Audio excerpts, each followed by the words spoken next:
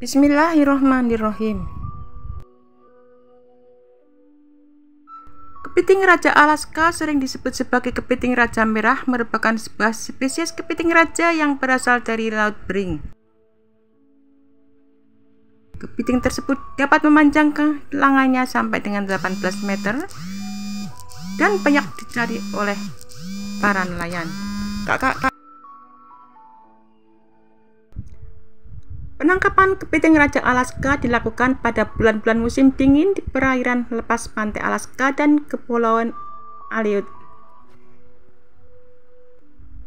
Pemanenan komersial ini dilakukan pada musim yang sangat pendek dan hasil panen dikirim ke seluruh dunia. Banyak pula kepiting raja yang ditangkap di perairan Rusia dan perairan internasional.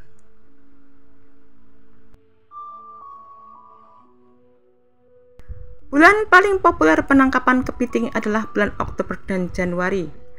Musim untuk setiap jenis kepiting bisa sangat pendek. Musim untuk kepiting raja merah sekarang adalah 4 hari setelah diturunkan beberapa kali pada tahun-tahun sebelumnya. Di Amerika Serikat, pekerjaan penangkapan kepiting raja Alaska adalah pekerjaan yang paling membahayakan. Menurut statistik, jumlah korban jiwa sekitar 300 per 100.000 orang.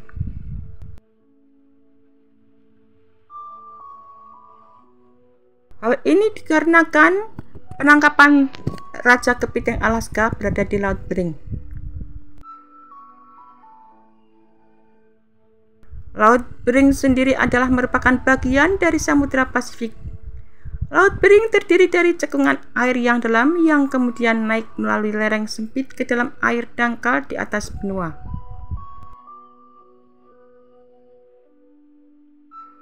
Laut Bering dipisahkan oleh Teluk Alaska dan Semenandung Alaska.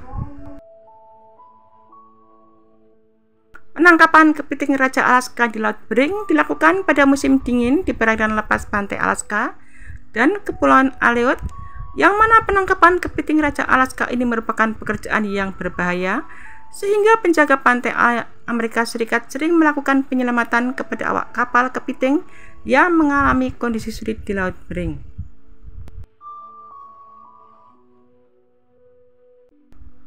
Penangkapan kepiting di Alaska sudah dilakukan sejak tahun 1930, namun penangkapan komersial yang besar baru dilakukan pada tahun sekitar 1950-an. Kepiting raja Alaska merupakan spesies kepiting raja terbesar yang dipanen secara komersial, dan kepiting raja Alaska dikenai dengan ukurannya yang sangat besar, bahkan bisa berkali-kali lebih besar daripada kepiting biasa.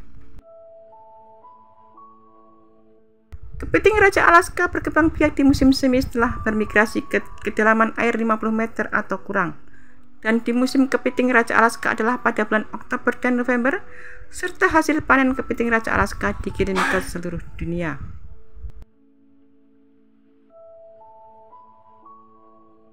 Dalam jangka pendek, para nelayan kepiting Alaska dan masyarakat yang bergantung pada mereka akan mendapat sedikit keringanan dari kondisi buruk yang telah mereka alami selama 2 tahun terakhir, dengan panen kepiting raja merah yang ikonik dengan dibuka pada hari Minggu.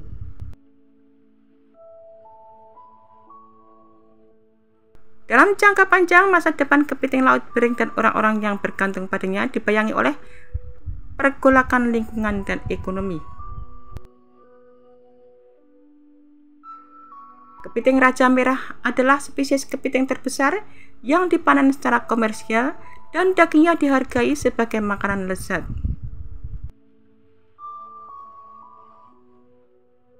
Keputusan Departemen Perikanan dan Perburuan Alaska untuk membuka panen kepiting raja merah Bristol Bay setelah penutupan 2 tahun yang belum pernah terjadi sebelumnya merupakan keputusan yang sulit.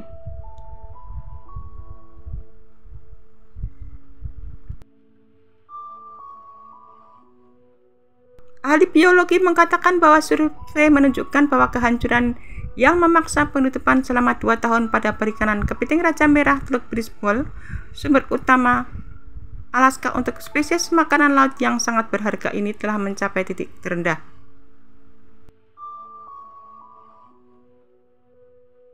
Kepiting raja merah yang juga disebut dengan kepiting raja Alaska ini adalah spesies kepiting raja yang berasal dari perairan dingin di Samudra Pasifik Utara dan laut-laut di sekitarnya, tetapi juga diperkenalkan ke Laut Bering.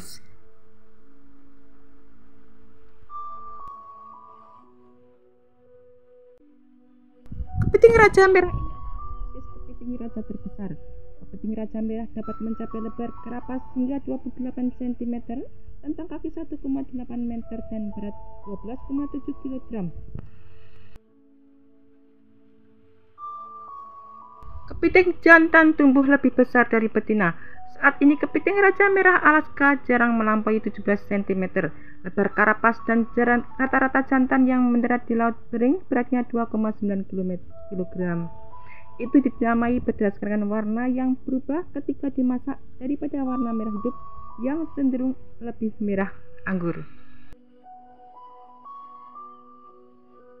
Kepiting raja Alaska merupakan hewan asli perairan dingin di Samudra Pasifik Utara dan laut-laut di sekitarnya, mulai dari Laut Bering di selatan hingga Teluk Alaska. Kedalaman tempat ia dapat hidup sangat bergantung pada tahap siklus hidupnya. Kepiting yang baru menetas tinggal di perairan yang lebih dangkal di mana makanan dan perlindungan berlimpah. Biasanya setelah berusia 2 tahun, kepiting pindah ke kedalaman 20 hingga 50 meter dan mengambil bagian dalam apa yang dikenal sebagai podding, yaitu ratusan kepiting berkumpul dalam kelompok yang rapat dan sangat terkonsentrasi. Kepiting dewasa biasanya ditemukan lebih dari 200 meter di bawah permukaan pasir dan daerah berlumpur di substrat. Mereka bermigrasi di musim dingin atau awal musim semi ke kedalaman yang lebih dangkal untuk kawin, tetapi sebagian besar hidup mereka dihabiskan di perairan dalam tempat mereka mencari makan.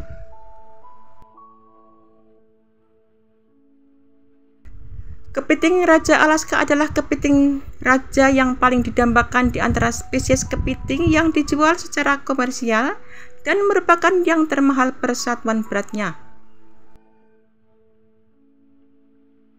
Kepiting ini paling sering ditangkap di Laut Bering dan Northern Sound, Alaska dan sangat sulit ditangkap, tetapi tetap merupakan salah satu kepiting yang paling disukai untuk dikonsumsi.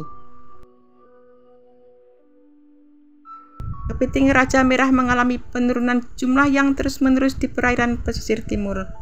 Pasalnya karena alasan yang tidak jelas, meskipun beberapa teori mengenai penurunan tajam populasi kepiting ini telah diajukan, termasuk penangkapan ikan yang berlebihan, perairan yang lebih hangat, dan peningkatan pemangsaan ikan. Kontrol penangkapan ikan yang ditetapkan oleh Amerika Serikat pada tahun 1980-an dan 2000-an telah gagal membendung penurunan ini.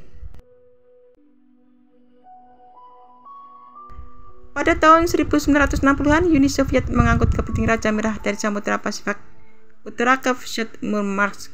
Kepiting itu tidak dapat bertahan hidup saat diangkut melalui darat. Jadi sekumpulan kepiting diterbangkan yang selama dilepaskan lalu dibiarkan dan disebarkan di alam liar.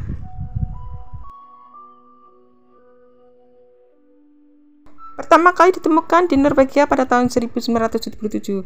Di Laut Barents, kepiting ini kemudian spesies invasif dan populasinya meningkat pesat.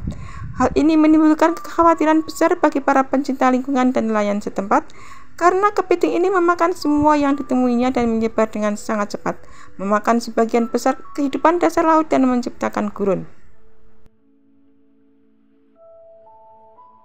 Saat diperkenalkan pada tahun 1960-an, kepiting ini telah menyebar ke barat di sepanjang pantai Norwegia dan juga telah mencapai Svalbard.